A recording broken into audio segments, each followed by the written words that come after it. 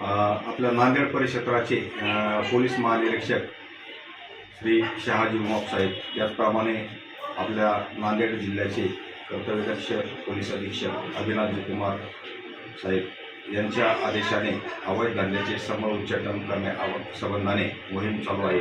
त्या संबंधाने आम्हास वारंवार सूचना देखील माननीय कार्यालयाकडून येत असतात।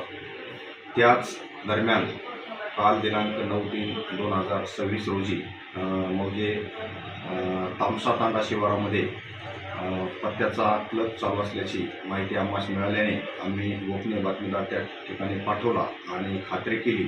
त्या अनुषंगाने आम्हास गोपनीय बातमीदाराकडून मिळालेल्या माहितीच्या ठिकाणी आम्ही स्वतः, त्याचप्रमाणे पोलीस स्टेशन तामसा येथील PSI नरोटे साहेब, त्याचप्रमाणे मुदस्शीर खान आणि होमगार्ड असे जाऊन 2 पंचांसमक्ष छापा कार्यवाही केली।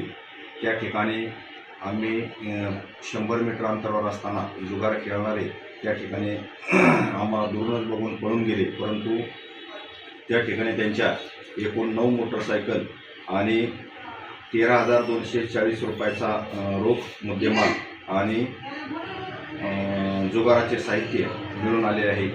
त्यानुसार आम्ही काल स्वतः फिर्याद देऊन सदर प्रकरणी गुन्हा दाखल करण्यात आलेला आहे।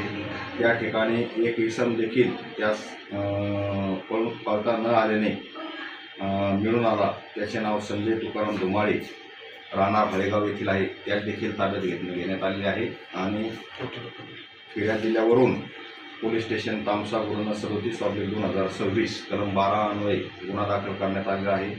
कालच्या छापा दरम्यान एकूण 5,63,240 रुपयाचा मुद्देमाल, रोख रक्कम व 9 मोटरसायकल आणि जुगाराचे साहित्य असा मिळून जप्त करण्यात आलेला आहे।